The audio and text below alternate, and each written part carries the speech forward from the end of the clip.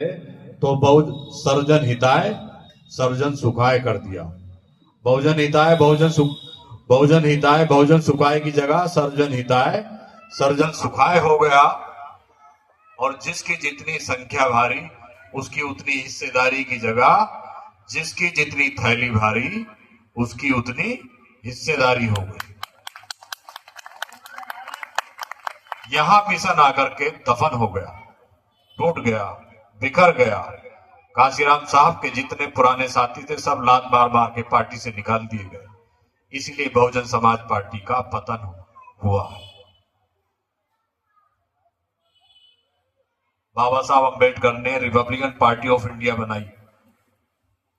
काशीराम साहब चाहते तो उस पार्टी में काम कर सकते थे, लेकिन नहीं किया। जब उन्होंने देखा कि रिपब्लिकन पार्टी ऑफ इंडिया में मनुवादियों का कब्जा हो गया है, मैं इस पार्टी में काम नहीं कर सकता, मैं इस पार्टी में रह के अपने लोगों का भला नहीं कर सकता, तब उन्होंने बहुजन समाज पार्टी बनाई। चंद्रशेखर भाई बहुजन समाज पार्टी में काम कर सकते थे, अपने लोगों के लिए लड़ सकते थे, अपने लोगों के अधिकारों की मांग बहुजन समाज पार्टी में कर सकते थे।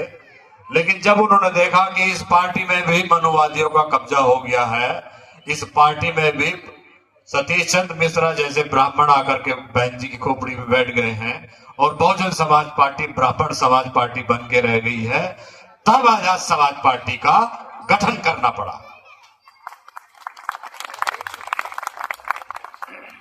आज इस देश के हालात आपको पता है क्या है? सबसे ज्यादा जुल्म जाति किस पर हो रही है? आप पर या हम पर? आज मुसलमान मारा जा रहा है या दलित मारा जा रहा है?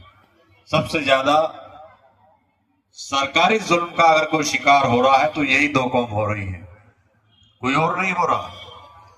जलते घर को देखने वालों, फूंस का छप्पर आपका है और आग के पीछे तेज हवा है, आगे मुकद्दर आपका है।